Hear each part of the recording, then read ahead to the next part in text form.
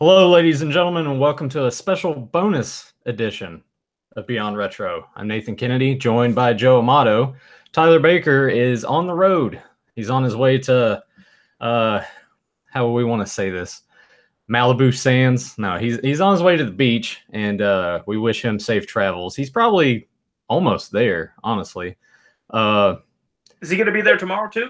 Yeah, he's gonna be there for like a week. So So I said he better come live from that beach, and hopefully we'll see some women, going by in the background and some hot bikinis or something. Maybe we'll get lucky. Maybe he'll get lucky. Here's hoping. Dude needs some good luck. But yeah, he'll be joining us from an exotic location for tomorrow's Cobra Kai episode, and I know Joe is looking forward to it because he finally got around to watching it, and I can't wait to talk about that with you guys. I'm holding that all in for tomorrow, every bit of it. And hello, Jake Juggalo in the chat room. But yes, I'm holding all that in for tomorrow for that Cobra Kai. But today's episode, the focus is going to be action figures. We titled the episode "Action Figure Revival," but we'll kind of go in a few different directions. But the main focus is kind of going to be toy lines that we would like to see come back. And that sort of poses a question that I guess I'll go ahead and hit you with right now, Joe. As we've seen, Toys R Us is going out of business, and KB Toys is supposedly supposed to resurface and to kind of fill that void that Toys R Us is leaving. But I pose this question because I've noticed when I've gone into Toys R Us prior to the announcements and everything that there's still a lot of space on the shelves, and the variety that they have now, it's basically you just have Star Wars, Ninja Turtles for a brief time. That's not there now because they're bringing in that new shitty line, and I'll get into that too. Do you think there's still a space? Do kids still like playing with figures, in your opinion? Well, I believe. There's no doubt that, like we said before, technology started slowly creeping in when it was in the 80s, when kids were starting to get into Nintendo, Sega, other stuff, and started to transition from from action figures and cartoons into games. And some people still loved it all. But yeah, nowadays, and I'm hearing a slight echo. Sorry, I don't know if anybody else is hearing that. Hopefully they don't. But no, it seems like nowadays, yeah, there is maybe more into the technology of, like, your little iPads, your tablets, your games, everything. Kids are kind of absorbed on it. But I still think that, some of the younger kids, yes, they do like to still use their imagination and actually play with toys. But I still see that when I would go into Toys R Us in most stores, heck, almost all the lines that are there, anytime I go into a store, there's young adults, older adults, people around our age, whatever. They're the ones that are mainly buying these action figures. It seems like it's almost geared kind of towards us. Maybe it's because we remembered a simpler or fun time from our childhood, but it's not like it's not politically incorrect, if you'd want to say, for somebody in their 20s, 30s, 40s, even older, to have action figures. It's just like cool. It's part of pop culture nowadays. Right. But yeah, it's definitely more, I think, because they always say, well, you got to make sure the kids want to buy the toys too. It's like, yeah, kind of, but you know what? We're the ones that are usually keep most of this stuff alive. Hell, when like you said, now Ninja Turtles, they did a great job because they brought in a new generation and still pleasing the fans that, grew up with Ninja Turtles. But still, it seems like even more of the collector base is the older generation. The younger ones are buying them, but still seems like the older ones are getting into it. So, there's so many things that are from the past. You always think, I'd love to see, it come back. But they always say, well, you got to have some kind of like cartoon, or you got to have a movie or something to have it sell to the kids or sell to the public. But I still think that sometimes there is enough collector base to where we definitely want to get it. Hell, like, just I always bring it up, of course, Masters of the Universe. Hell, we have been keeping it alive. It ain't kids. It's the older generation. But of course, we pass it on to our kids, our nieces, our nephews, cousins, whatever. But we're the ones that are buying all the stuff up. So I don't know. I'd hope that kids still play as much. I know my niece and nephews, they would still play with action figures and things, even with the technology. But as they started getting slightly older, the figures started going away and more of the technology. Like, they don't seem like they have a desire to collect as much as us. I don't know. Just a quick Yeah, it seems like a huge disconnect there because, like, it's same as you. When I would go into Toys R Us, it's mostly that adult collector. You know, you don't really see anyone in the other aisles, and it's when you would get to the back of the store because that's at the location that I would go to. That's where they had all of the adult collectibles and mostly like the pop vinyls too. I think if there's anything that kids are probably collecting, maybe it's those pop vinyls. But at the same time, too, I think that's still mostly geared towards the adults. I think, oh man, it's so tricky because, like, I know that the most recent Ninja Turtle line did well. You know, like kids were actually wanting to buy the figures, but you know, how much of that was the adult collector base that gave that cartoon a shot? I was like, oh yeah, this is great. I'll go ahead and support the line. You know, like It's it's tricky, but I mean, I've seen kids playing with Ninja Turtles because, like you said, I mean, they were definitely gearing to a new generation and older, and this new cartoon definitely looks like it has a very unique look that, some fans are up in arms freaking out about, that they really don't like the new design. But I mean, hopefully, if it brings in the new kids and maybe the figures will look cool. But Turtles, it seems like it's always stayed around for a very long time. It's never really left the public eye much, unlike Masters and a couple other things. But like when you'd go into Toys R Us or any stores, when I go into the Transformers aisle, I'm always seeing, young adults to adults. Same thing with Star Wars. Same thing with the Marvel, the DC characters. Any of that stuff. It's like that's all I'm seeing in the store. But then when you go to the Turtles, I was seeing younger kids and the older generation. And I think, there's some like I don't watch it, but whatever, Dexter's Laboratory or some like, cartoons, kiddie stuff. That's where I'm usually mainly seeing the kids. I never usually see adults going in there like, I'm gonna buy the new Dexter and the SpongeBob or whatever the hell was out at the time. I don't know. But no, it's like I said, we were gonna talk about some of the things that maybe we'd like to see come back. And I know that they probably half of these will never see another cartoon. It'd be great, or a comic, or a movie. But I'll bring up some of mine. But first, Jake Juggalo in the chat room, he was saying he'd love to see a revival of Inhumanoids. That was actually one I was going to mention. I used to love them sick things. yeah, Brave Star would be cool, and Black Star he mentioned. Now here's one that I've never watched, and maybe you have, but he says Jason the Wheeled Warriors. I've never seen that cartoon. no, I have no idea what the hell he's talking about. Okay, well, I know if Tyler was here, Tyler, like, yes, I know this, and he would give us the director, the writer, the person who did the music, every voice actor in the world, things that I have no clue about. So we're missing the Steel Trap memory, Tyler, for that part of the show. But no, I never knew Jason the Wheeled Warriors. But for me, I'm going to just start off with one that I've always rambled about because for me, I always thought ahead of its time for sculpt and actually articulation for a toy line in the 80s, and that was Sectaurs. And that was one that was a cartoon that I think they had 5 episodes for the cartoon. Yeah. There was maybe 8 Star/Marvel comics that they had for it. But it went away because parents got involved saying even the heroes look evil. Because, the story is that, in this other world, there was this kind of experiment that, bam, transformed people into insect and arachnid/humanoid combinations. But when you look at the heroes, even the heroes look kind of evil. Yeah. So it made it go away, but damn it, the sculpts were so cool. I mean, they were so damn detailed. And even for the cartoon, I think, if memory serves me correct, Peter Cullen, who did Optimus Prime, he was one of the voices in that cartoon for Mantor, which was one of the heroes. And so, I mean, his damn voice was everywhere in cartoons back there. It wasn't just Optimus Prime. He was in Dungeons and Dragons. And he played Venger. And damn, if there was a cartoon that'd make a comeback, I'd love to see that. And plus, we get toys that we never got of Dungeons and Dragons. I still want toys from Dungeons and Dragons, a cartoon, which I don't think you ever watched. Tyler said he never watched.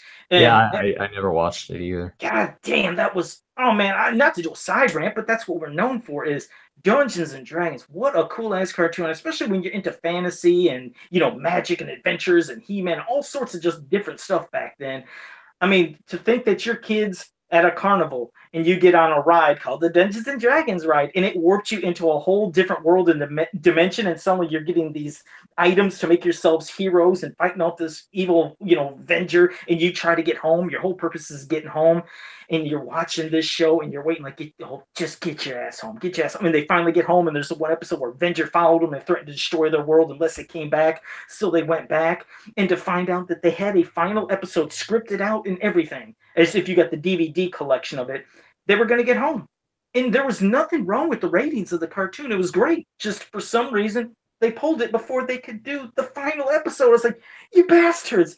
I wanted them to get home. They would have went home and we would have found out the true identity of Venger too, which I won't say in case people never seen that script and read it. I don't want to spoil it, but there's a twist about Venger that a lot of people didn't know. And you never got your action figures. Damn, never got action figures. They'd be cool as hell. Really, all of them, because it's not like, Dungeons and Dragons had action figures, don't get me wrong, but those were more based off, TSR and all the board game stuff, the role-playing games you play. But they never had Dungeons and Dragons figures based off of the cartoon. They had little miniatures that I think was in one of those, like, these board games, but official released of, Bobby and all them and Eric and it's just the rest of them. Yeah, Hank. I was starting to have brain farts. Diana, Sheila, okay, Presto. So I'm gonna have plenty of brain farts in this. Uni, Venger, okay, there. Dungeon Master, I'm done. All right, and Tiamat. They had a Tiamat though, nothing. There, I'm done. I rambled. Go ahead, because I don't know what the hell I was talking. You're talking.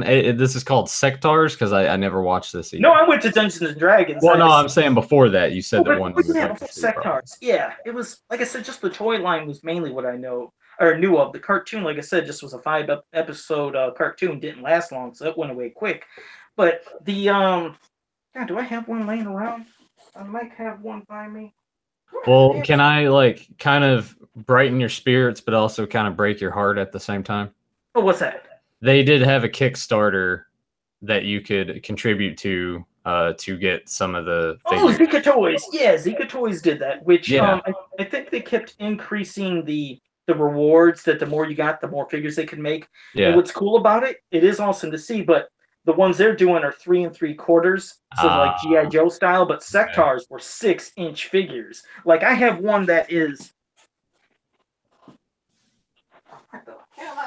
Where is my Dargon? Oh, I had a base one because I had to rebuild on stuff, but here's General Spydrax, and General Spydrax is one of the main bad guys. But like I said, they had knee articulation for these things back in the day. It just had more articulation than normal figures, the way that everything moved. And I feel bad that I don't have him all complete with his outfit, because Prince Dargon is in the other room, and that would have been a better example. But they were cool ass sculpted figures, and they were bigger than He-Man figures, because He-Man I think just came up to maybe his chest. But Zika Toys, yeah, they're doing one, so I think just look at his leg. They might be the size of here to here. That's going to be the size of the Zika ones. They're cool as shit, though. Don't get me wrong, and I love that they did it. Maybe it'd spark interest for somebody to say, hey, can we get 6-inch ones? That's why I had something I made in Classics form. I took the He-Man Classics body, and I made General Spydrax and Prince Dargon. All right, so there is one thing that I did want to bring up on this episode, and you may have talked about this before on Fans of Power, but I don't really think we've gone into detail on this show. I wanted to kind of pick your brain a little bit and kind of ask you, what got you into customization? What, how long have you been doing it? Like just all of that. Okay, that might have to be something you have to put in the title of the show. You have to retitle it, saying how Joe became a customizer. No, Picture It Sicily, 1920. No. Well, I mean, for those mostly unaware, because we only bring it up in bits and pieces sometimes. Because I never usually talk about it. You're right. You'd think that you customize action figures. More specifically, you lean towards the Masters line, correct? Yes. Like I said, I mean, I do any line somebody requests, and I've done tons, but it was Masters, and that's what got me into it. I worked in a factory for almost 10 years. So here comes that story real quick. Yeah. But I worked in a factory for 10 years, and I was a shipper, receiver, warehouser, inventory. I did everything in this damn place you could think of, because they kept laying more people off, and I was always taking over the job of this person.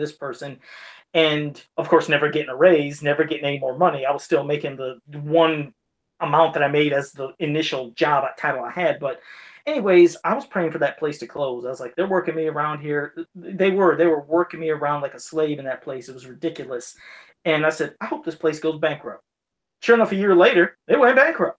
It did. It went out of business. I actually was the one to help clean the place out for the bank and everybody that bought out the rest of the stuff. I was shipping everything. I put the actual lock on the door for the bank people. I was the last person. You had like a big smile on your face when you were doing it? Yeah, exactly. Just like this. I had a big old smile. But no, and I was, because everybody, see, since I was the labor around there and everybody else was, working and building phones and phone systems and all that stuff, they were all gone. So when it was gone, I was the person cleaning out the place with extra help that we had hired around.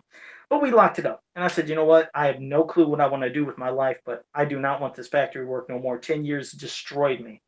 So I was looking for Masters of the Universe stuff on eBay, and I seen a custom imp figure that somebody made. And it looked like somebody actually squeezed a bunch of clay together, painted it up, and put it up on eBay. And it sold for $85. And I said, you know what? I've never done stuff like this in my life. I'm not including the stuff we did as projects in school where we just had a fun little sculpting. I was like, I've never done this in my life, but I want to give this a shot. So I went and got some sculpting material at the store, sculpted up a horrible looking imp, which is still in back of me, and it sold for $75. And I said, you know what? I think I want to take this serious, because I know literally hundreds and hundreds of Masters of the Universe characters that were never turned into figures back in the day.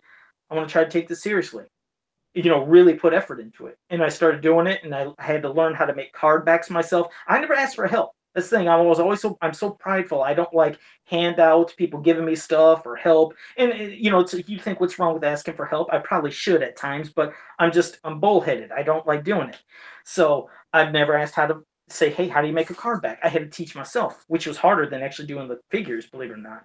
But I build upon it, and I keep trying to improve, because I still improve every day, because I still have a lot to learn. There's no way I'd ever say I'm one of the most amazing customizers and sculptors in the world. I know I can improve, but I've been doing it just around 8 years, and it's been my job for 8 years. That's how I pay the bills, is making customs and doing commissions. And it is actually the funnest and best job I've ever had. I love hearing what people come up with of, Joe, can you make this? Can you turn me into a figure? It's the funnest job I've ever had. See, that makes me kind of jealous, because I've sat around at all my other jobs, and I'm just like, man, I would love to just do something for a living that I actually like to do, like if there was a way that somehow this got sponsored and we just took off and I could just pay the bills just by talking, that would be fantastic. No, I understand, because I see people on YouTube. I mean, that's how they make their living, is making videos and doing stuff. And it's a great feeling when your job is what you love to do, because then they even say it's not really a job then, is it? Because you actually have such a blast doing it. And I love doing this, and it doesn't feel like a job. It's just fun as hell. So there's never been a point where you've been like, fuck this, I don't want to do it anymore? Never. Once I started, when I first made that damn imp, and the guy wanted on eBay and then said, can you make all 22 forms of imp when he was in his apples, his rocket, his scissors, and all this? And I was like, I'll do that. And as I'm making, I was like, this is just fun as shit. I love it. And I've never turned back. Like I said, it's been 8 years. I mean, when you can put a smile on somebody's face, or just be a part of a moment or a memory that somebody's wanted, whether it's gifts for wedding, for a wedding or anything, it's fun turning somebody's dad into an action figure. I had one guy that his dad retired, I think, as being a lumberjack.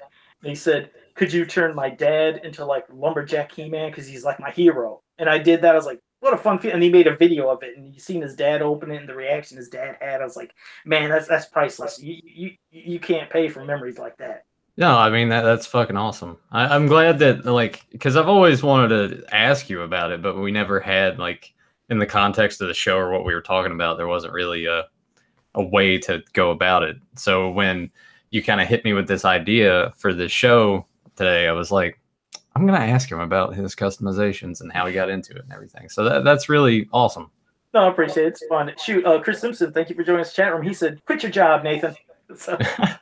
That's just going to be a weekly thing. Hey, man, just quit your job. Yeah, I mean, if I could find something that I really like to do that paid the bills, and because I'm like, I guess that's another question for you too, since that was something that you sort of just jumped into. Was there any concern on your end? Like, I know that you said you made that figure and it sold for 75, but was there any other doubt early on that, like, maybe this isn't going to work out the way I want it to? Well, I mean, when I first started and was going to do it, it was a scary thought of thinking, now I got to, this is going to be the way I'm paying my bills. Yeah.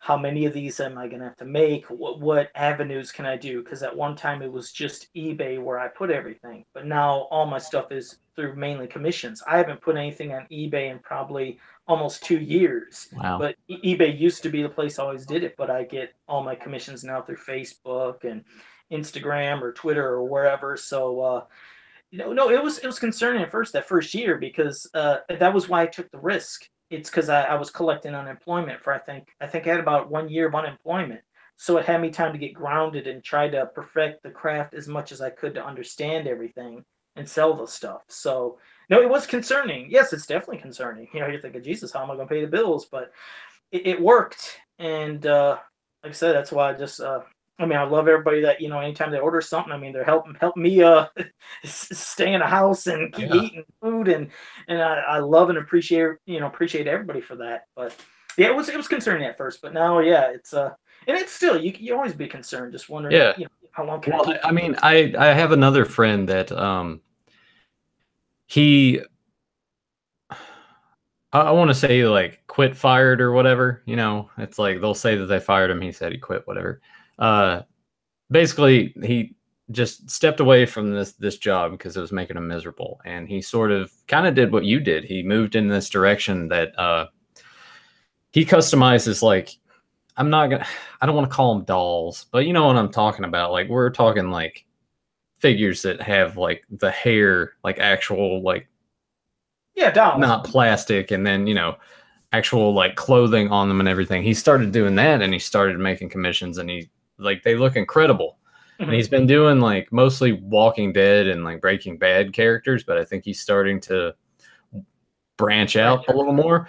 But I remember he would message me, and he was just like, he already had the number in his head. He was like, this is how many I have to do a month to pay these bills. And he's married and has 2 kids. So like that pressure is just like it's a lot of pressure on him. So I props to both of you. Like, I'm super jealous of that. It's, I always say there was a time where, if, like, let's say before the internet existed, this wouldn't be the job I would be doing. There's no way. How the hell could I reach people? That's when you had something that used to be called starving artists, because people would be, whether it's painting or making sculptures, they're stuck in their city hoping people would buy stuff, and maybe this city wasn't particularly known for people wanting that type of thing. Then you'd maybe try to travel, like, oh, there's a convention, maybe I can go here or sell my stuff, a couple states over. And then you're spending money on gas and everything. And that was called, yes, a starving artist. Very hard to do. So it started killing a lot of people's inspiration for wanting to do stuff. But now, with the days and age of the internet, you're reaching the entire globe. There's not an excuse for starving artists no more. If you have that desire, don't be afraid. If you can draw, if you can sing, if you could do anything, do it, and showcase it and post it everywhere you can, because now you can reach, like I said, anybody. And you might see a company might want you to do something. Can you do this project for me? Can you do this? People are like, hey, can you do a cover of a book for me if you're an artist? It's not hard like it used to be. I'm not saying it's easy, but it definitely isn't like it used to be when there was the starving artists where you couldn't reach jack shit for people. So if it wasn't for the internet, I would not be doing this, because there's no way I could do it. There's no way. It's not possible. Inspiring words from Joe Amato. Follow your dreams. No, I'm dead serious. So like, no, it's cool. Like, and you're absolutely right. There shouldn't be like any reason. If there's something that you want to do, just go out and do it. For me, it's more of a thing of like, I don't know. I can't pin it down, like you have or my friend has. Because, well, I mean, can you draw? Do you draw? No, I'm so terrible at drawing. I'm awful at it. Like, yeah. So it's always been a thing. Like, I've had that desire, like I've had that urge to just be like, I want to do something like you guys do that I enjoy, but I haven't found that thing, So it's just, there's always something that somebody has. Like you said, I mean, yeah. I still believe everybody has some form of a hidden, not even a hidden talent, a talent, but they say hidden, but there's a talent there, but it's a way of getting it out there. It's like you said, maybe you have the gift of gab and you like speaking and you like talking about movies and cartoons and all the others like we do now. But yeah, you're right. Maybe if there was a sponsor, somebody liked it, and then the YouTube channel started taking off and they started, man, I love hearing this fucking guy talk about this stuff. And, that could be it. It's just. That's why, honestly, that's why we do it every week. Like, we enjoy it, but it's also seeing it grow. Like, I've seen the channel since we moved it over to its own specific channel. Like, it's slow, yeah, but like it's getting there. It's a gradual increase, So who knows? Maybe there will be that breakthrough, and people would just be like, I want to hear Joe talk about chicken gizzards and things. Exactly, and I could eat them live through my mask. But exactly. So I always say, follow any. And really, it ain't be cheesy, but definitely follow your dreams, because nowadays you can definitely have them come true. There's no doubt about that. But well, there's our side rant. And hey, no, I always wanted to ask you more about it, because Tyler and Joe have been doing Fans of Power for a couple years, and basically Tyler invited me on to be on Retro, and that was the first time I ever even talked to Joe, was when we did that second episode that I joined him on. That's the first time I've ever talked to him. I've never known him prior to this or anything. So Joe is still an enigma to me. I know he does customs. I know he lives somewhere in the Midwest. I've never seen his face, just like all of you. Can I ask you something? Because I never really asked Tyler or anybody, and even people in the chat room. Is it strange or uncomfortable you looking at a mask every week and talking? Is it weird? Do you think, what does this guy look like? Or does it feel like you're not really speaking with a person and more of a guy with a mask? I always wonder. I mean, we're just going to break it all down, huh? No, it's never been weird to talk to you while you're wearing the mask or anything. Am I curious as what's under the mask? Of course, but that's the beauty of the show. That's the cool, you have the gimmick. Tyler and I can't go back and just cover and hide our faces anymore. People know what we look like. But with you, it's so mysterious. Even on your Facebook, there's no traces at all. It's, to me, I think it's awesome. But I hope that there will come a point in time, not on the show, live for everyone to see, but I hope there will come a point where maybe I do see your face one day. Tyler hasn't seen your face either, has he? No, I think one time for a quick accident, I always said on how this happened. We were done doing an episode of Fans of Power, had the cameras turned off. Somehow, Doug said he pushed a button. It was inadvertent, and when he put it on, I had my mask off because we finished the show, so I took the mask off, and it was there for a second. I said, "Oh shit!" and I flipped it like that. He's like, "Oh, I think we seen Joe." So him and maybe Tyler seen this glimpse of me, so maybe the memory is faded. But that's why it's now it's anytime we're done with the show, I leave my mask on until we're officially done. When we're okay, we're off the air, and we might ramble for 2 minutes. I'm yeah, oh no, this is staying on until I say boom, turn off, boom, done. I don't even take a chance. Yeah, I think Tyler was he just looks like a normal dude. I was I could see that. Yeah, it is just normal. This is just a goofy gimmick. So, but all right. One day. Yeah, one day. Let's hope my mask doesn't snap with the rubber band one day and pop it off. But no. So for me, we're going way back to Sectars. Yeah, Sectars is a toy line that I'd like to see return. But now I'll pass it to you with something that you'd like to see as for a toy line making come. I don't have a lot in my repertoire, because most of the things that I was into, that I collected, G.I. Joes, Turtles, they've all stuck around, or they've come back at some point. But one that I really would like to see, and I don't know if anyone else remembers these. Joe, you probably do. It's Sky Commandos or Sky Commanders. I don't remember that. I don't.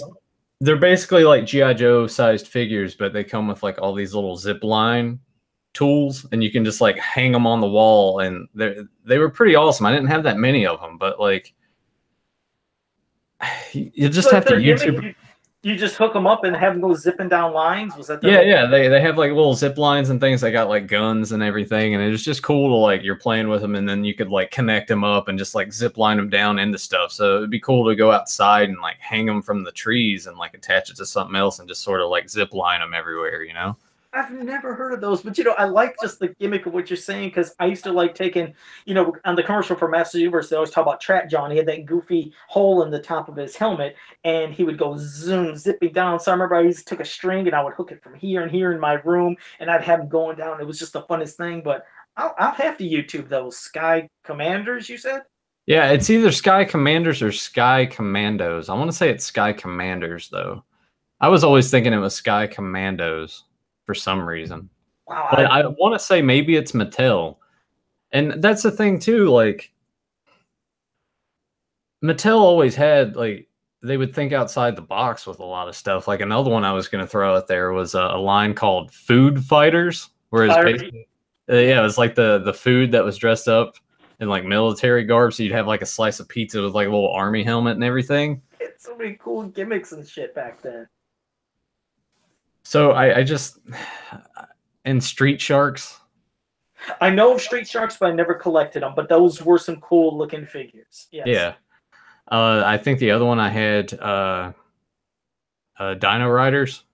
You know, and that's what Tyler knows about, because I know those are supposed to be rare. I think the Dino Riders are the ones that are supposed to be very expensive. I've never owned them, but yeah, he was like, Joe, you need to make this one into like a classics figure, because I think it would sell like crazy, you know, like some of these Dino Riders. But I never had them. I never had Dino. Do you yeah, I didn't have them. I didn't have them either, but just the idea of them, you know, like I saw them as a kid, and it was just, I don't know if they were too expensive, or I was like, oh, I'd rather have a Ninja Turtle or something instead. But I think that would be a cool line to bring back, simply because kids love dinosaurs.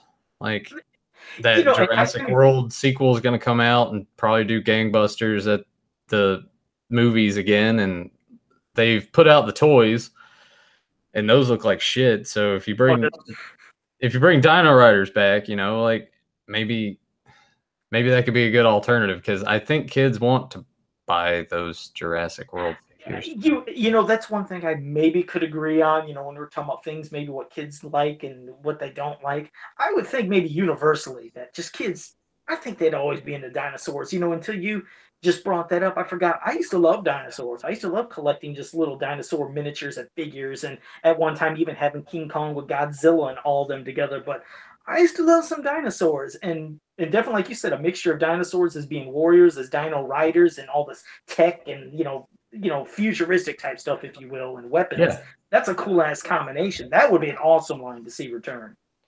It just need to, but that's the thing too. Like, it goes back to what we started talking about. If these were to come back, do you think kids would catch on to it? Would there have to be a cartoon? Or is it one of those cases where it's just going to be the adults buying all this? Well, for kids, no. For some of them, you have to have the kids, because they're not going to understand what the hell they're buying. You know, it's like, for example, again, I always hate bringing up Masters of the Universe when it made its comeback in 2002, whenever the hell it was. And then it was on the air this day, this time slot, that time slot. And people were like, when the hell is this show on? So it started losing a lot of the kids watching it, and more adults trying to really be searching, when the hell's the cartoon coming on? To where we were in the store, when we first started going, some kids were going for the Masters of the Universe figures. But then after a while, they weren't buying them because they didn't even know what the hell they were looking at. Maybe this will tie into it too, because we're kind of establishing that you probably do need to have a cartoon to make a toy line successful. Like, you can't just put out a toy without a cartoon and it will do well. Especially if you're wanting a new generation, you do need the kids. You do probably need a cartoon, but for some things, you're right. There's always going to be us hardcore base that'll still be there to get the figures, I guess. So, if you're running a toy company, let's say you're the head of Mattel or whatever, and you're wanting to bring Masters of the Universe back, instead of shopping it around and having it on Cartoon Network, because that's what the 2000 show came on, right? Yes. Cartoon Network. Yes, and I'm going to say something about that, but go ahead. I think the way they need to do it now, so you don't run into that problem, is try to get a streaming service to buy it. See if Netflix wants it or Hulu wants it. That way kids can just watch it on demand, and you don't have to look and see, well, what time does it come on? All it changed. Well, here's the thing. I agree. A streaming thing could be good, but here's the one thing that I always brought up as a comparison.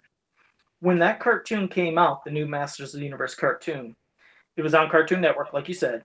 And at the same time, the Ninja Turtles had a cartoon pretty close around the same time in the beginning of 2000 that came out. But I remembered I would wake up, and it was Saturday morning, and it was on Fox, the Fox box, or whatever the hell you want to call it. Something to where, I always say this. People don't want to believe me, but I always say this. Not everybody can afford cable. Not everybody has that luxury. Some people, I mean, especially when I was growing up, all we had were basic local channels. So that Ninja Turtles is available not only to people who are poor, But of course, people have money as well. But it's on the same damn Saturday morning every single time on a local channel that anybody can watch. They never lost their viewers. It was on for years and years. The toy line was going on and on for that beginning of 2000, whereas Masters of the Universe were stuck to the stupid ass Cartoon Network and like, okay, wait, maybe we're going to switch it up from this day to that day. Okay, not 4 o'clock. Let's do it at 8 o'clock. Let's do it this time. It was scattered everywhere. Nobody could follow it, and not everybody could afford that. And so when that went away, there went the toys gone. But you're right. If it ain't a streaming service, damn it, somehow give us the feeling when we were kids like we used to love. And for Turtles, give us Saturday morning. Kids can wake up, have a bowl of cereal, sit down, and watch the damn cartoon same time every day. But that's the thing. I think kids are just completely different now. Like you know, their attention spans and everything. Their attention spans are a lot shorter, and I think the way that they do stuff is different. Like they don't. God, we're gonna sound like a bunch of old bastards here, but like they don't appreciate. Because I remember like the weekends, you know, we'd go Friday night, go to the video store, rent a game, and then that was the game that you played that weekend. You know, kids just have access to everything now. They can go on Amazon and order stuff. I've seen my friend's kid like order movies. Like she would get his phone and order a movie without him even like paying any attention or knowing. Like kids People can don't, do this. You're right. The luxury, they don't realize how good they have it. The thought of, like you said, whether it was renting a game or saving up for 2 months to buy a cartridge, you know, scrapping that dollar every day and maybe, you know, slacking off at lunch at school. You save up, you get that game that's $40-$50 and you play the living hell out of it, but you had that one game to enjoy. Whereas now, hey, I can download 500 games onto this disc or on this emulator. Oh, I'm going to start playing Ghouls and Ghosts. I don't like it. Castlevania. I don't like it. It's like, what? Everything's just instant now. Like it is. They don't have to wait for anything. They don't know patience. Yeah, no, they don't know patience, and also they just can't. That's what I mean. Don't have patience. Don't even have patience for the game. Like instead of dedicating to sit down and play that Ghosts and Goblins or Super Mario or Sonic and beat it and feel like I've done something, if they start dying, they're like, oh man, forget this game. I'm gonna go on to this one. It's like you guys ain't enjoying the games. You have all this candy in front of you. You have a buffet, and you're taking a little snack and a little piece of each one, and not enjoying something. I'm going to give a little bit of a snippet of a preview of tomorrow's episode with Cobra Kai, but Daniel's son is like the epitome of everything that we were just talking about. He is. Oh, I can't wait to talk about that tomorrow. Yeah. Damn, is that a good show? We're going to say that. Back to the Masters line. I want to ask you this on your opinion. We may have talked about this before in passing, or it may have just been me and Ty. I don't know. Everything gets kind of... This is episode 32. So, do you think also what killed it, not only the not being able to figure out when the show's coming on, but the variants. The variants. It's nothing but He-Man, Skeletor variants constantly. You can't find any of the other heroes, any of the other villains. It's just... Thank you for bringing it up. Yes, it's the combination of the bad cartoon slot and definitely the way they marketed those figures. Because back in the day when we'd get, you know, our He-Man figures, as we called them. We didn't even say Master Universe. Like, I'm going by some He-Man figures. Yeah. But when we got them, you get a variant of He-Man or Skeletor, you know, like once a year. It wasn't in every single wave and multiples. This 2000X line, and just to let you know, 2000X, not 200X. The reason it's 2000X is because 2002, 2003, 2004, you had these action figures. It's an easier way of saying it. Instead of saying 2002 figures, you're just saying 2000X because it covers 2, 3, and 4. Just like when we say, I collected the 80s He-Man figures. You don't say the 81, 82, 83, 84, the 80s He-Man. So that's why everybody, it's 2000X, ain't 200X. Just had to ramble that. So... what the hell was I fucking saying? Okay, yeah, so the variants, yeah. They had, Jesus, like almost 20 He-Man variants and like 16, 17 scale. I can't even remember the amount. But you started going to the stores, and like you said, you couldn't find your Evelyn, your Orko, you know, whoever the hell's Fisto. And let's just, you know, just give us some for examples. You're seeing Spin and Smash Blades, He-Mans, and Skeletors, and all those variants clogging up the aisles. And so the stores started thinking, these He-Man figures ain't selling. Nobody wants them. It's like, no, we do want them, but we don't want 20 variants of the main hero and villain because they say, well, the kids need to have the villain and the main hero. They need to have. No, I we never don't. understood that mentality. Like, Yeah, that's also the problem I have with the Ninja Turtles line. It's yeah, like, I don't need 55 variants of each turtle. Like, I exactly. want all the villains. Like, Right, and you would. Now, see, with the Turtles, I know they went nuts because it's always the same main four. With Masters, we got tons and tons and tons of characters. So they're figuring, hey, we could keep doing this. It's like, no, just quit doing that with the, Masters of the Universe line. Because when they would have a wave come out, it would be, let's just, for example, 4 He-Man, 1 Man-at-Arms, 1 Orko per case. So when they come out, people snatch up that Orko Man-at-Arms, get their He-Man, and eventually He-Man start collecting, Skeletor start collecting. They did a 4-1-1. That is how the case pack ratio was. It's like it should have been even 2-2-2. It would have made the perfect sense. But Masters, since we were such a small, collector base, even though back in the 80s, I mean, we were sitting there, I mean, it was $1 billion, industry with, Masters of the Universe, was millions of fans. You have to bring us back. You have to find us slowly. But we didn't have the luxury of, like, let's say for Batman always had those goofy ass variants. Like you have Scuba Attack Batman and Ice Batman and this Batman, and you're seeing if Batman isn't selling all his variants, why the hell would you think a property like Masters has the power and fans like Batman to sell all their variants? If it ain't selling for Batman, it sure the hell ain't gonna sell for Masters of the Universe. But they did horrible case pack ratios. So if it ever returns and there's a new cartoon or movie, Mattel, whoever the hell does it at the time, do it even 2-2-2, whatever it is. Do just not cut put, out the variants altogether. yeah. But even if, like, let's say for the main hero, it's like, don't give us 4 He-Mans and one of this and one of that. It's like, make them even, and as they keep selling, produce more. But you're right, we definitely don't need 20 variants of He-Man and Skeletor. It's Yeah, ridiculous. fucking case ratios, man. Yeah, and hello JSP in the chat room and Tamara Shipper. I just wanted to acknowledge you both too as well. See, there goes my throat again. It's starting to go, and I start getting all hyped up and everything. I'll be drinking after the show. Water, that is. No, he'll be drinking. He'll be drinking alcohol. No, just good old water. Do you think Masters can? Because I know that Super Seven they have the plans to potentially release these out into a major retail marketplace again. Correct? That's what they were planning with the 5.5 inch line. They were going to try to get those back into possibly retail. And now with Toys R Us going away, I don't know if that's going to put a kibosh in their plans. Like, hopefully, wait for KB to come back. But again, this is going to be towards us collectors. Hopefully, if a cartoon came back, it could bring people back to want to get them at the stores. But it'd be nice. It would just be nice to go back to the stores and see. And of course, it's always called the hunt. And half the time you go, then they might be sold out. But if you could still order them online, it's great. But I'd love to see them come back. And as for Masters reaching new generation of fans, it's tough because you know it's like you said. We've been talking about like electronics and portable devices and games and this and that and whatever, and like maybe attention spans aren't there, and half the time these games, they're giving you stories and imaginations right there for kids to play and have what they need to see. They're not using their mind to think. And I sometimes wonder, I know a lot of kids, especially with the people we know that have kids, and they're kind of showing them Masters of the Universe and getting them into it and seeing that they're loving it, like Dan Bryce and his kids. It's great. But just the average casual fan, you wonder, can they connect with it because they're not seeing modern technology? That's been the difference with Masters in the Universe compared to a lot of the properties. You have the Ninja Turtles, they're fantasy and stuff, but it's still here on Earth. So they can still connect with cell phones and TVs and things that people can understand what they're seeing.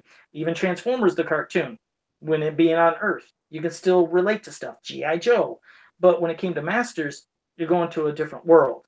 There are no TVs, cell phones, things to connect with, types of clothes that you could see, them using vernacular like they're talking like how we would talk here. That's kind of the advantages that a lot of these properties, almost everyone you can think of, has over Masters. But I wouldn't want that done with Masters. I wouldn't want them talking like we talk or using, certain slangs or vernacular or having objects we have and types of backgrounds and houses. I want it to be fantasy to where I can feel like I can escape from this reality into another world. That's what Masters used to be for me as a kid, anyways. Escape from things that, if things weren't growing up and, you had some rough times, you can go to a place where the hero always wins, but it's a fantasy realm in a world that how great would it be to go to this place called Eternia? And I just don't know if kids can connect anymore. It'd be great. I'd love to say they could, but I don't know. I don't even know what to say if they could. I would like to see it come back. I would worry if they did bring the show back. I would like to. I don't know. Like you said, it would be tough to kind of market it. Like you said, everything has that technology to it that people can relate to, kids can relate to. It might not work that way with Masters, but I think that maybe there's still like a glimmer of hope. Maybe, I don't know. It's tough. I mean, I'd love to see it, but I mean, either way, if they could just bring something properly, again, because if us fans, if we're buying all the figures, there's no doubt we'd still love to watch a cartoon. If there's a great ass cartoon, you never think, that's kiddie. I'm a kid. That's only kids watch that stuff.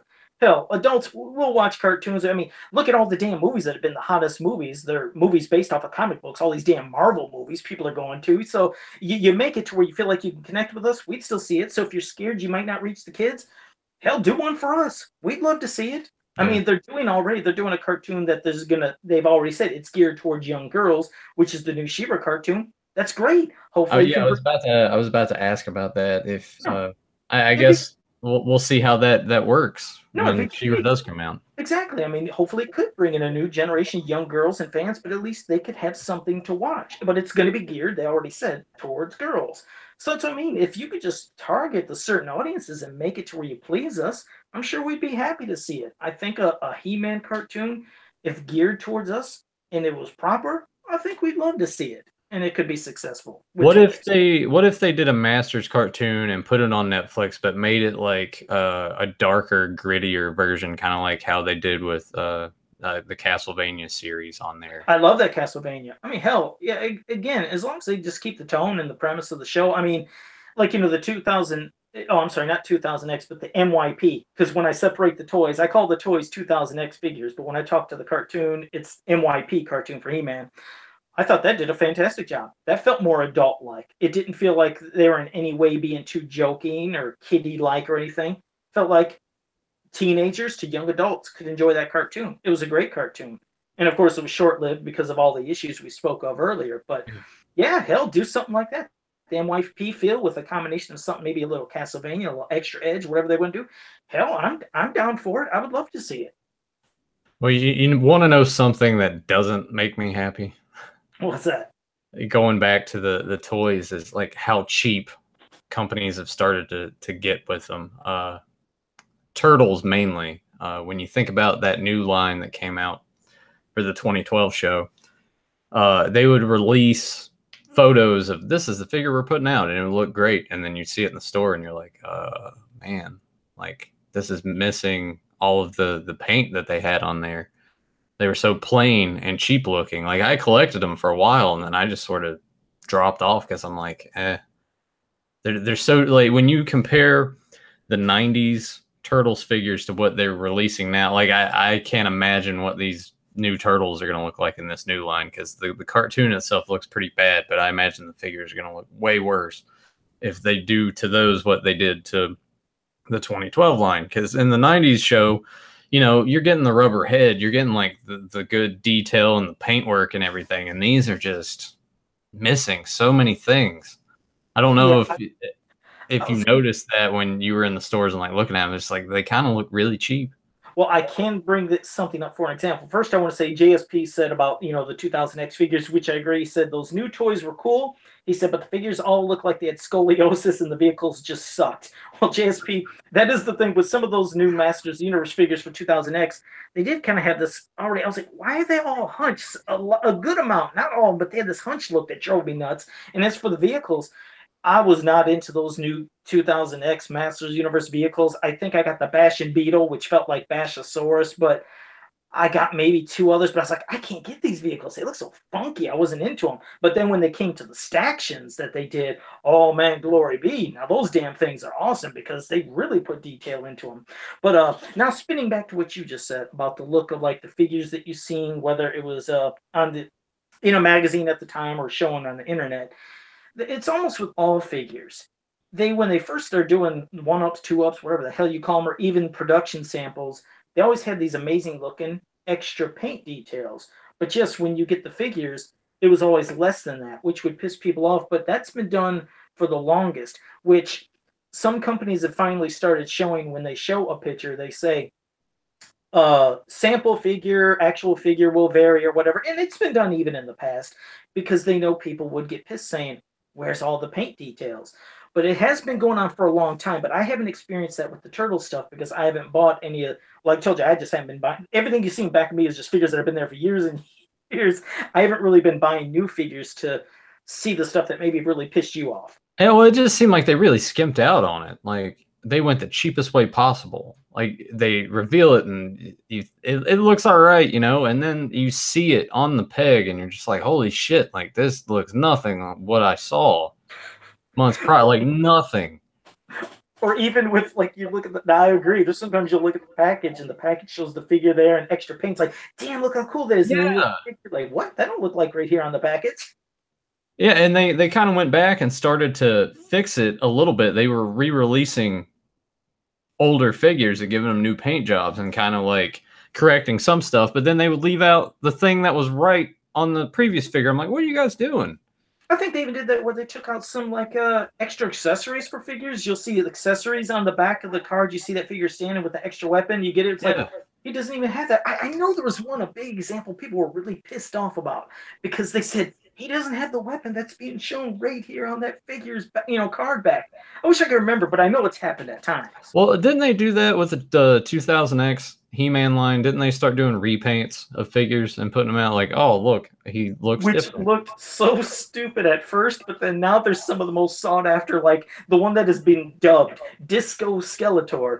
They were just starting to take figures, extra figures, painting them in the goofiest designs, putting them in the package, and it was just still called Skeletor. Yeah, and I remember seeing those. I'm like, what the fuck are they doing? I remember I didn't want to buy them, but then the collector in me I was like, I gotta own all these, so I had to buy every damn one. And then the blood variant Skeletor, which it was just Skeletor with different paint. Yeah, he got that. Merman got it. I mean, there was a few other Cyclone, Man-E-Faces. I admit I might not have got everyone. I don't know if I did the Man-E-Faces or the Merman, but you're right. Quite a few of them were just getting repaints, and that was getting annoying. It's like, okay, I know this redeco, as they call it. Some people are into it, but I was like, you're milking masters to death. Just quit it. I want new figures. I don't want all these different repaints. And yeah, that did happen. Yeah, so stop with the variants, stop with the repaints. Give us more heroes and more villains and not the main ones all the time. Fix your case ratios.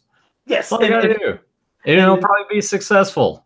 Exactly. And not to say anything about a hunchback, because this is a big boy and he's supposed to look like that, but this is the staction of, I can't even fit that bastard on there. Tongue lasher. This was a monster, a behemoth of a Staction statue figure.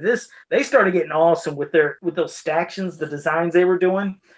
Damn, they were cool. And like I said, not all of them, the figures kind of majority had a hunch. And I know it's weird. I pick up the one guy that looks like he's hunchback, but he's supposed to be a big boy like this. But and did those come out after the line had sort of like died off and the stores were pulling the figures, or were those kind of coming? Those I'm trying to remember. Here's a funny story. So they had the 2000X figures. Then we started getting some of the big boy statues that you see above me, and they announced that they were going to stop doing the figures. And people were real pissed. They're like, well, what can we get? They were like, you know what? They would start releasing the figures we still wanted, but in mini statue form. And they started getting dubbed Stactions. So those came out after the 2000X figures. And I remember when they announced those Stactions, everybody was like, oh man, they're stupid. I ain't going to want them. I don't want them. And they came out there like, I got to get them. And they bought them like crazy. This is how weird fans are. I'm sure it's in every toy community. Believe me, being around the Masters universe, well, this is my main thing. I get to experience and see how people say one thing and change their mind the next. They announced the new Masters of the Universe Classics figures, and they showed one of the prototypes that the Horsemen did, and it was the first one of He-Man. And I remember when everybody seen that, they said, it looks like shit. It just looks like the regular vintage figure, but bigger. I don't want them. I want the Stactions to continue. And then here came the classics figures, and everybody, of course, changed their mind, changed their tune. They're like, these look great. I want these. These are awesome. They're the best figures ever. It's like, didn't you just say they look like shit and look like bigger versions of the vintage ones? I want Stactions to continue. It's like every time they show a new Masters of the Universe type of thing, I hate it. It's stupid until they get it and then they love it. And nobody can lie. Believe me, everybody that's saying that they never said that. I know the ones that said it. I know you said it. I ain't saying everybody did, but I know the ones that said that. And there was tons of people in threads where they hated it and then they loved it. So yeah, and I want to see that. I'd love to see you talk about a revival. Finish off the damn Stactions. There was still a lot of cool ass figures that could be done in Staction form. I think the Masters of the Universe fan base is some of the most vocal, opinionated fans I've ever seen. Like Tyler, like I was into Masters when I was a kid. You know, like I liked it a lot, and I collected the 2000X series while I was in stores with the Stactions. I didn't go beyond that. But I would have conversations with Tyler, or I would go to hang out with him. I was like, hey, man, how's it going? So I'm pissed off. I'm like, why? He's like, I read the boards. I'm like, what are you talking about? He's like, the He-Man.org, or I can't talk, He-Man.org boards. There we go. And I was like, well, he's just like, these fans are bitching. They don't know anything. And it was kind of similar to what you were just saying of like, oh, they don't want this, but I think it looks cool. And no, we don't have, I've always said we don't have much, unlike Marvel that has had just figures forever. And, I mean, always, Marvel, DC, and like I said, Turtles has almost been endless. Transformers has almost been endless and still in the public eye, even G.I. Joe at some form. But, and Star Wars, it's like anytime something comes out, fans are just, they're glad to have it. Like, oh, damn, I'm getting this goofy guy in the background from that, one movie of Star Wars that nobody knows who the hell he's called. I'll buy that damn figure. They usually weren't as, choosy and picky, but Masters fans, we've had these weird gaps where we haven't had much. So we get very vocal about, no, I want the mini comic stuff. I want the Filmation stuff. I want She-Ra. I want New Adventures. You'll get fans that go into groups and cliques. I only want this, or this. Me, I'd want it all. I love seeing it all. I embrace it. I was going to ask that. Was that a point for you? Was there ever a point where you felt the need to buy them strictly just because, like, you've always loved the line? You're just like, I just want it to succeed. Yeah, that's me. I mean, like I said, and it wasn't that I was buying the stuff to, okay, I'm just buying it so you guys can stay in business. I bought it because I loved it. I wanted to see anything came out. I stopped buying because, like I told you, money started getting tight. So I had to watch what I was buying. That's the reason I stopped buying stuff for the past 2-3 years. Not that I didn't want the stuff. I would have gladly bought it all. That's why I love seeing, hell, they release any goofy ass thing from a Dorbs to a Funko Pop to whatever people either love or hate. Hell, it's something that's keeping it still in the public eye. And when people go to the stores, they're buying. I mean, like those little Mega Construct figures. They just released Faker for like Wave 3. I've seen people online, they bought every Faker they seen, and they weren't trying to be mean and rub it in everybody's face, but one person posted a picture on one of the Facebook groups, said, I got all 5 of these. And I mean, he bought all 5 Fakers that were there. He says, not for sale though. He's like, I just want them, gotta have them. And some people were pissed, like, man, it's you kind of scalpers that piss me off because I can't get my Faker. Yeah, but he just said he wasn't going to sell them.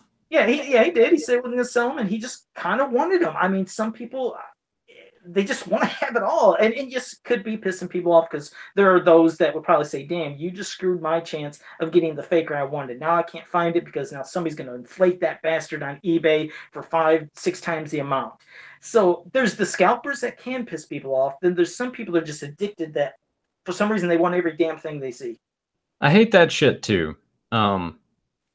With people that had the figures when they were a kid and they're like, you know what, I want to go back into collecting these. It's an immediate turnoff. Like if you want to collect G1 Transformers, go look on eBay and you're going to be like, no, okay, yeah, no, thank you. Because shit, man, like even the classics figures are just, some of those are just way up there in price. I'm looking at them like, yeah, because I would like to have a Trap Jaw from that line, and I'm just like, I don't know, because I've just seen the price on them go up. I'm just like, fuck.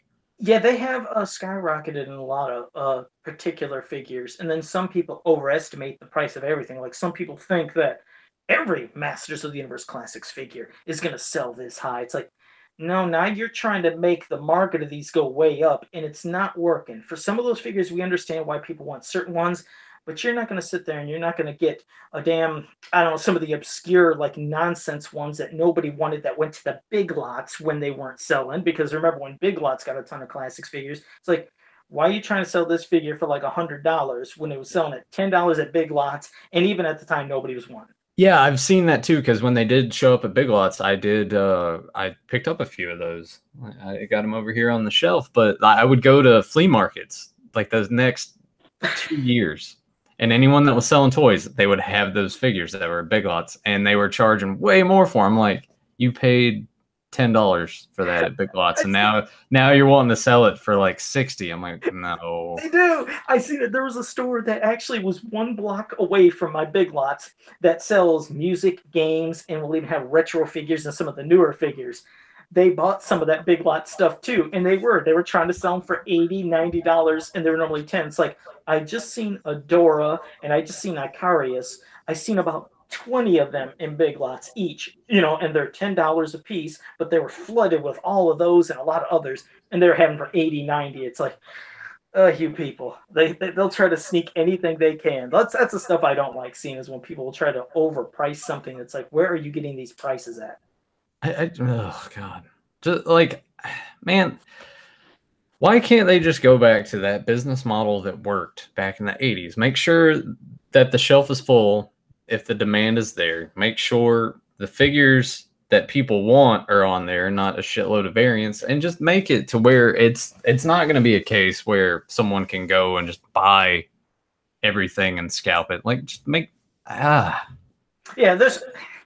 I mean, I know that some people, like I said, people do that scalping. They're trying to make their living of that. It's just some things I don't like seeing. I don't like seeing that when there are people who are having a hard time getting the store, can't get certain place, and when they finally get there, they might have just missed because somebody bought the entire stock of one figure. And like I said, there are collectors, like I said earlier, that for some reasons they love having tons of the same figure, and as long as, I guess who am I to say do whatever the hell you want with it? But sometimes it comes across funny when I'll see somebody say, I just bought the Mega Constructs He-Man figure, and they go to a He-Man group, and somebody's like, hey man, can you hook me up? And they're like, yeah, $30. It's like, you just paid $5 for this. You bought everyone. It's like, yeah, hook somebody up like that. If you want to take that stuff to eBay.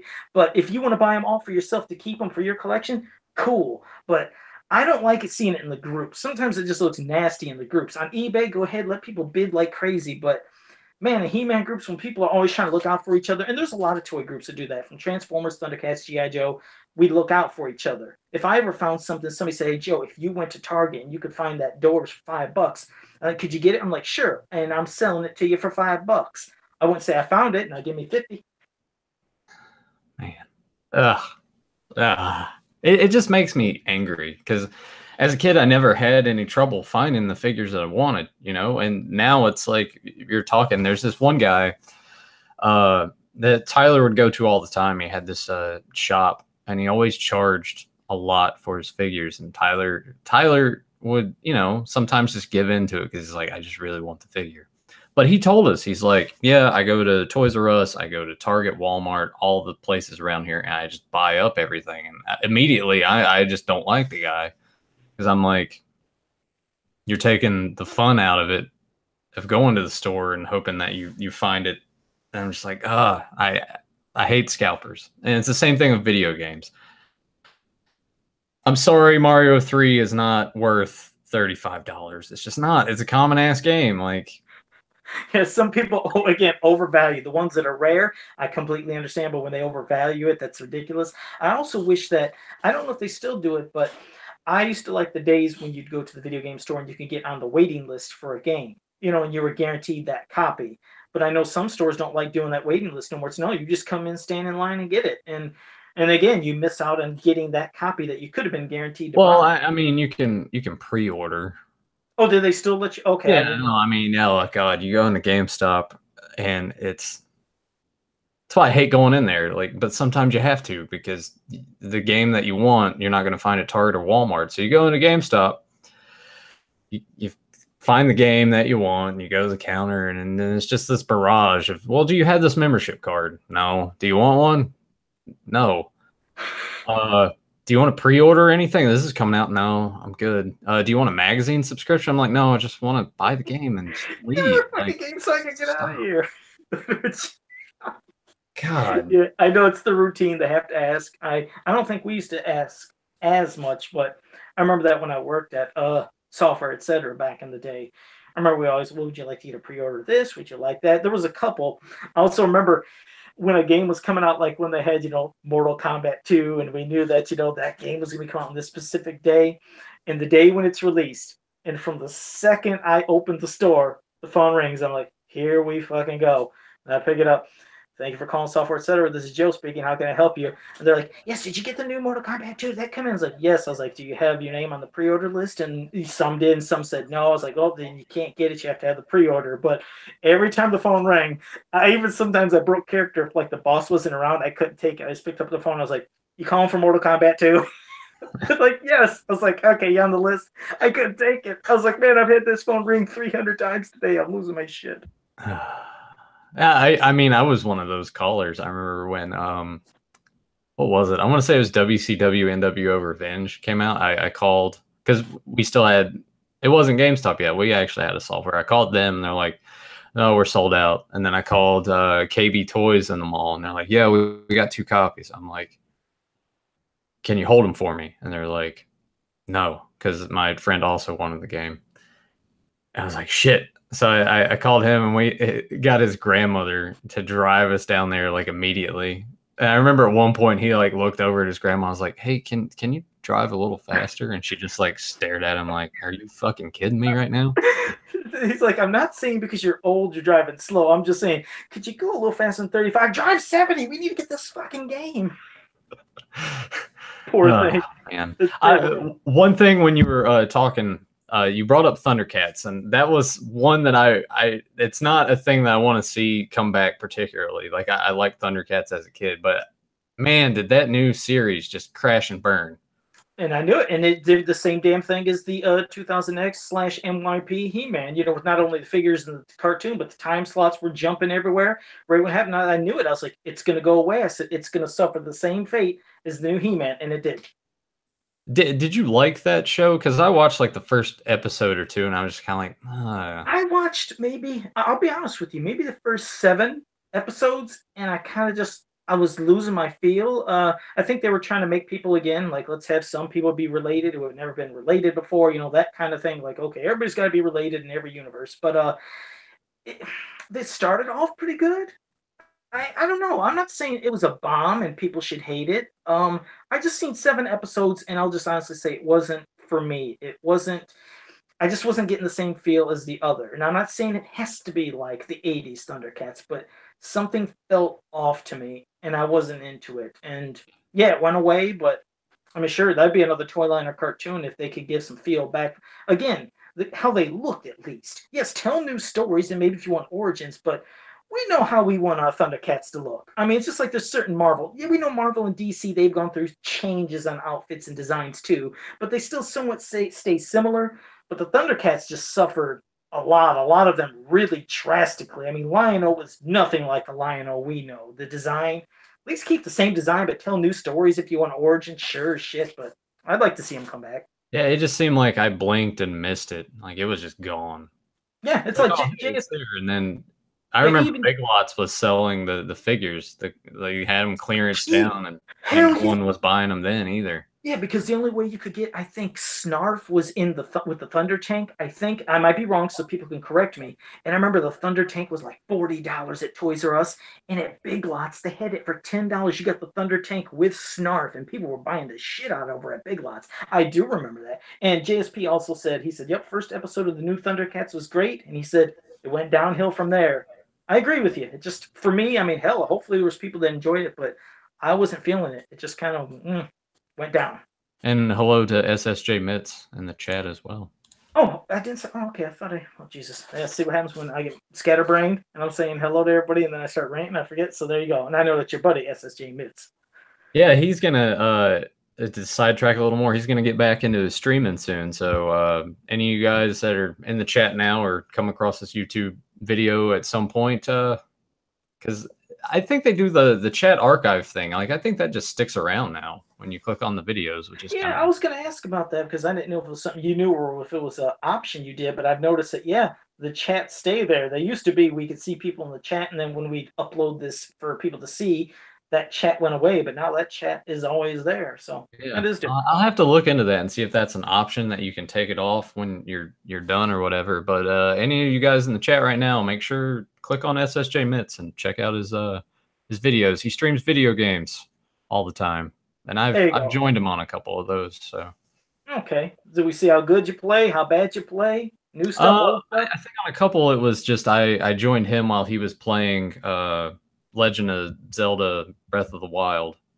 And I think there's a video of us playing Monster Hunter, but I got one for you. I want to see you guys' skill. This is a game that like I said, I played by myself, and I've never had somebody I played with, so I don't know how tough it is. It's considered one of the toughest games, but for me, it wasn't. You know me, Nate. You know me, Nasty Nate. This game ain't tough, but I want you to do the Adventures of Batman and Robin for the Sega Genesis. You guys team up. One's Batman, one's Robin. I want to see what you guys can do. Stream that sumbitch live and tag me, and I'll tag everybody to watch it. Okay. We'll do that. Serious. I mean, we'll have to do it. We'll have to do it on an emulator, of course. That's fine. He has the capabilities and the capture cards and everything to do that. So I will go over to his house and we will do that. All right, you let me know the date because I want to see it and I want to make sure I tag people on it because I'm gonna watch this live. I'm gonna have a blast. Don't you guys punk out like these new kids nowadays? Like, man, I played for 5 minutes. I'm done with this game. I will probably be terrible, honestly. It'll be fun to watch though. We'll see how it goes. Yeah, it's more Contra feel than like every type of game has a different feel. This has a flow. It's hitting you heavy. It's coming at you nonstop with these people coming at you and you hitting them and shooting your batarangs and all these crazy other weapons. It's going to come hard, so you prepare yourself.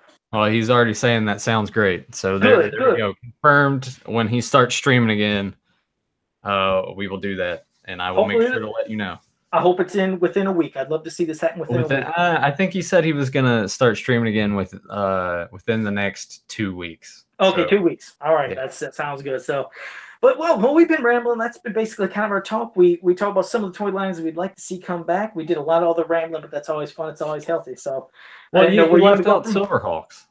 You said that was one that you were going to bring up. Oh yeah, and that is another toy line because that's another one that I've made in classics form. But you don't see many of these. Some people are always concerned about chromed figures, thinking that it'd chip and flake off. But I mean, I still have a lot of my chromed figures from back in the day, and just as long as you take care of them, they're fine. But especially for us collectors now, we're more into posing. We're not going to be banging these two figures together like that, like when we were kids. So I think we won't really have to worry about chroming issue, but to see an update or an upgrade of all the Silverhawks from all those different colors in chrome form with new sculpting, additional sculpting, I think they would look wicked as hell. I'd love to see Silverhawks come back in toy form. I'm kind of indifferent to it, I think. You never was much into Silverhawks as a kid, or? I remember watching the cartoon and I had a couple of the figures, but beyond that, like, Turtles really sucked me in when I was a kid. Like it was Turtles, Batman, Nintendo, and then probably like 8, 9 years old, I'm like, oh, baseball's pretty cool, and I just sort of like drifted away. I can understand. It's always like I said. It's basically the time we grew up in where we have more of our connections and stuff. Like you wouldn't know 2 shits about Dungeons and Dragons. I don't even think you were born, or you were just born when that cartoon came out. So why would you have a connection with, Dungeons and Dragons, the cartoon? And Silverhawks, like you said, it was probably just ending as you were young and you're starting to grow up and you're getting more into, like you said, Turtles was for your time. Nintendo was for your time. It makes complete sense to me. And that's why I was out of stuff, is because I was pretty much just getting done with He-Man. Here kind of came Turtles, but I was pretty much done with cartoons. I watched some of Turtles and some other things, but I wasn't into toy collecting. I was more into video games, and then starting to move on to the girls. So it's just how it happens. It's how Isn't it funny though how we just sort of like come back to it? Because I did the same thing. It was like toys, and then it's like baseball, girls, all this stuff, and then it just came back and like, oh, that figure looks cool. That figure looks cool. I still have all this shit. Let me It's go ahead and put it out and display it. You know, and it like is. I've done the same thing, but it's to a time we could connect where things were fun, a little more innocent. But again, it's not like I said, it's not something that people have problems with nowadays. People see people having their action figures, think it's cool as hell because there's people that collect sports or memorabilia, paintings, vases, or whatever the hell it may be, statues. Everybody has something they collect and they do it and they present it and display it proudly. It's different, but that's what I meant. I feel bad for kids nowadays, the ones who don't play with stuff, and if they're just more into their games and their iPads and iPhones, what the hell can they circle back with when they're older? When they're 30 years old or 40, are they going to say, "Hey, look at all the phones that I had," and put them on a wall? It's like, what do you do? There's, what I mean? Hey, look at my display of phones. It's like, that's yeah. not fun. There's Hey, nothing for them to look at show. this iPad. It's got all these games on it, but it can't connect to the internet or anything Right? anymore because Can't they stopped connect. supporting it. So it can't Exactly. do That's shit. It's old, just old. a brick. Right. It's like worthless. At least hell, the video game systems we have, there's actual physical systems we have and physical cartridges, and sometimes play at least maybe better sometimes when you have an emulator that might screw up on you or the sound's a little different. I mean, those you could still go back and play with any Yeah. time. That's why I like having physical copies of things. Like Yes. I don't buy digital movies. Like I will still go buy the Blu-ray or the DVD if I have to. Um, Now, some games I have to buy digitally because that's the only way they're available. Yes. But this kind of gets back into the whole like collecting thing of some companies like Limited Run Games. There's a company that takes digital games and produces physical versions. The problem is limited amount. They sell them at like 10 a.m. on a Friday, and the website gets really fucked up when you try to order something, so people miss out and get pissed off. Mm. It's the same thing. It's almost like we're being punished that Yeah. we like collecting things because Mondo does the same thing with their posters. It's like, well, we're gonna put out a poster for Ninja Turtles 1990 movie. Oh, there's only 250 of them. I'm like, why? I miss, we're going to go on a quick another side rant, talking about posters. Like back in the day from Masters Universe, a lot of that shit was free. I mean, you go into the store and when you're buying a figure or something, you got a poster. Hell, even sometimes just going in there, you can get a free poster. You didn't have to buy stuff sometimes to get these great big ass epic pieces of William George's art. Kellogg's was giving stuff away through some of the. I was like, look at all this amazing art we got. Or you go into Spencer and you might spend either $4 to $10 on a poster. And nowadays, it's like you said, they're limited, and then you're telling me I'm gonna pay $65 to $125 for a poster? I was like, don't get me wrong, but you're out your mind. There ain't no goddamn way I'm gonna pay no 60 to 125. I was like, wait a second, your figures, I mean, excuse me, your posters cost more than an action figure subscription, which people were pissed like, oh, I gotta pay this much for an action figure. It's like, okay, you're complaining about that. Look at these posters. They're charging 2 to 4 times the amount of that. It's like, how the hell, if I can't afford a figure, you think I'm going to afford a subscription to your posters? They might look cool, but you can keep them. What a vicious cycle. It's like toys are out there and kids are just like, whatever. And the adults are the ones collecting them, but then we also get fucked over in certain ways like that too. Yeah, that poster shit just kills me. I don't care. Hey, for people that can afford it, again, as I always say, it's my little thing I say, more power to you. Buy them posters. But I just can't believe when people were complaining about figures for prices, but you're gladly saying, "Oh, that poster, that's fine." It's like, whew, wow, no, you were never gonna. No way am I paying those $60, let alone $120 for a poster of anything. And Maybe I those hate it. vintage ones that are worth money, but never anything modern. Yeah, and I hate it when you try to have a conversation with people in a thread about that. It's like, uh, well, they're limited edition. I'm like, well, why can't they just mass produce them so everyone can get one and everyone can be happy? Yeah, Yeah, but that ruins the point. I'm like, what? Okay, sure. it's like how's it room point? It's like, damn, let everybody get this. Let everybody, instead of just having limited to 1,000, let millions of people buy it. In fact, you'll make more money. Have it cheaper. Have a $10, $20 poster. Let millions of them be out there for people to buy. But then they're like, but then it won't be a collector poster, and I won't be one of the 1,000 people that owns this and all that crap. It's like, well, again, whatever. Well, and it's like Nintendo when they released that classic mini for the original NES. Like those were hard to come by; you couldn't find them. And then the Super Nintendo one came out back in the fall, and it was a little tough at first to snag one. But I've seen them multiple times. See, I never even saw a NES mini in the wild at all, and I've seen the Super Nintendo one a handful of times. So, and then when I go back, like they're all gone. So I'm like, people are buying them. It just You know what's funny? Talk about some Nintendo stuff, and I don't know why the blowing in the cartridge worked. I have no clue, but I'll let you know that is a Nintendo thing, and I'm talking about NES where you put it in, push down, close the lid. The Atari, it was top load base. Sega Genesis, Sega Master System, top load base. Super Nintendo, top load base. Only Nintendo, where the original system you go in and down, did you have to blow because I don't know if you remember, right when Super Nintendo came out, the last year of Nintendo, for a very limited time, yeah, the Nintendo top released, loader. they did a top loader. I've never blown a fucking cartridge with using my top loader because I bought that thing and I've never blown a cartridge once. Well, I think part of the problem with that original NES is just when you have to push it down and like slide it in and push it down, it messed with those pin connectors.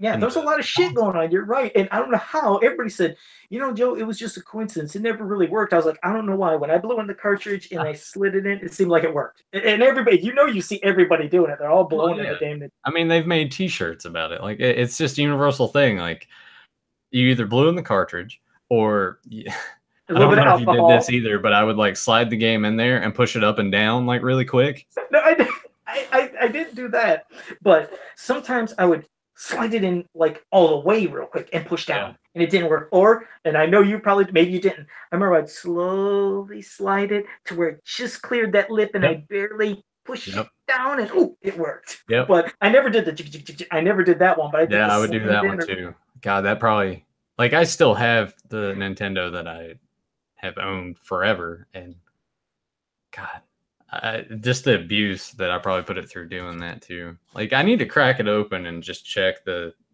connectors right there, because you can easily go in there and just like reset them all so they're all level again. Oh, yeah, no, that's nothing I've ever done.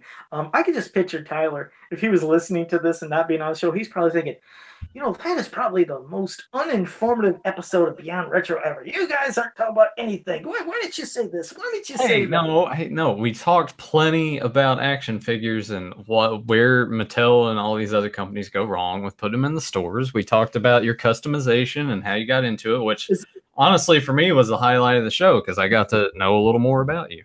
I appreciate it. I just picture Tyler, he always does it, holding his head or shaking. No, yeah, I'm sure he's like, why the fuck are they talking about video games again? He's like, every time. It doesn't matter. Like, you guys could be talking about an Oscar movie, and somehow you'd find a way to bring it back to video games. You guys, I don't know how you do it, but you do. I mean, it's like, didn't you know, Tyler, that they made a video game based off of Gangs of New York? It's like, well, he's like, and you guys would be the ones to know that, wouldn't you? And real quick, Jake Juggalo in the chat room, I have played Contra 3 The Alien Wars. Fantastic game. But I want you to try your skills, Jake, because like I said, we have SSJ Mitz and we have Nathan that's going to do it. You try Adventures of Batman Robin on Sega Genesis. I want to see how cool you are there. Oh, he's got to do it 2-player. He can't just do it single player. Well, you guys are going to do 2-player, but the single player that's really testing your skill, and that's what Joe was able to do. I was able to go through that with, believe it or not, one life. And I don't like bragging about it, and I'm not. This is when Tyler would start holding his head. Yeah, he's like, here we fucking go. Joe and his many video game accomplishments or things that he's done. I'm surprised they didn't write an article in one of the magazines that you had your hint posted in, Joe, about the many accomplishments you've done in video games. Someday, yeah. So you guys got to try it. Yeah, eventually Batman Robin, Sega Genesis. But okay, well, how do you want to wrap us up there, Nasty Nate? Do you have any closing thoughts?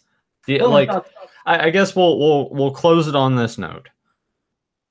Do you think it can come back? Any line could be successful still, or do you think it's all going to just be adult collector based from here on out? I'm going to think that most of these things are always going to be more adult-based, unless it's a brand new cartoon. But Thundercats, if done properly, it could be cool to see come back in cartoon form and figure form. And as for something like Sectars, no, Sectars will never have a cartoon. It'll never be back like that. It can only come back in a collector line, which I could see stuff like that happening. We've seen, as like you said, they had their Kickstarter from Zika to do it, but I could see Sectars, possibly even Silverhawks, coming back in figure line, but never cartoons. Visionaries. That was another one that you had on your list. That Visionaries as well. I think that one would actually be pretty neat if you could find a way to either with the figure itself, or if they did bring back a cartoon, that would be a perfect way to pair it in with an iPad or a phone, like do an app. Yeah, and have something happen with its chest. That would be genius. Yes. That would be a perfect line to do something with. That would be a genius thing. No, that would be a genius thing to do with right there. Even like Supernaturals, the same thing with them with those holograms, but now having things that maybe they can animate or do something. Those would be really cool as collector lines.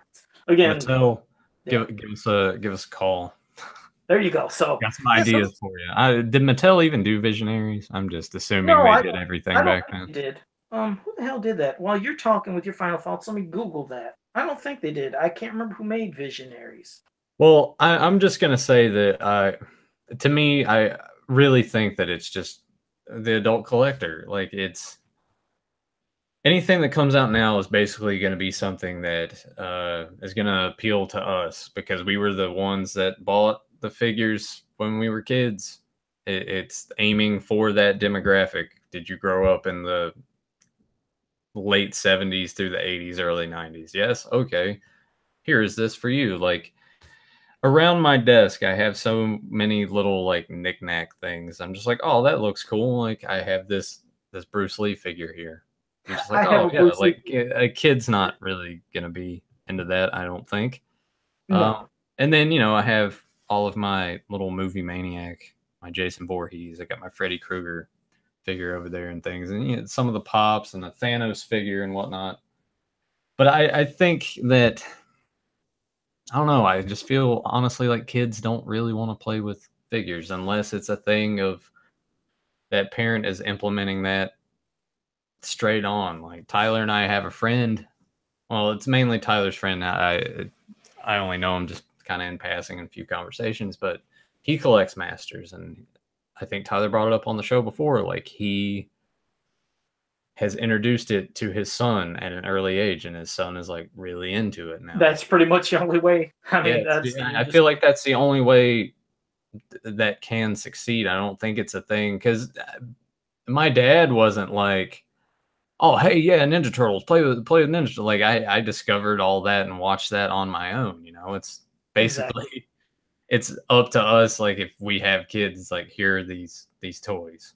Pretty much. No, pretty like much. The companies are like, here are these toys specifically just for you because you're us collectors, we're going to be the main ones. And by the way, it was Hasbro that did Visionaries. Yeah. There we go. All right, and Jake Juggalo. Kenner just sort of disappeared. They don't make anything. Did that just sort of get absorbed by Mattel too? I have no clue with that. That's the stuff that you'd have to need the man with the steel trap for a mine, Tyler Baker, that knows about who went here and did this and that. And also, Jake Juggalo said, "Send me the console and game, and he'll give it a shot for Batman." Just you can. I'm sure, Jake, the stuff you know how to download. You're good with computers. Just download the emulator and play that damn game and try your luck. We'll see what you got. So. But yeah, that's my final thoughts. What I said earlier, and again, everybody that joined us in the chat room, we appreciate you being here. Hope you enjoyed this bonus episode. It's just, bonus episode. We're still calling it episode 32. There you go. We hope that you guys join us tomorrow for Cobra Kai. I'm so excited for that discussion. Can't wait. That's going to be a blast. So, all right. Well, you go ahead. Tell everybody what they got to do there, Nasty Nate. Yeah, if you're stumbling across this video, like we said, sometimes the YouTube, you just go down this little hole and find all these random things. If you've happened to stumble upon us, make sure you hit that subscribe button and hit that bell so you get those notifications when we're going live, and go back and check out all the other videos. Also check in the description because we got the Facebook page there. We got the email beyondretro84@gmail.com.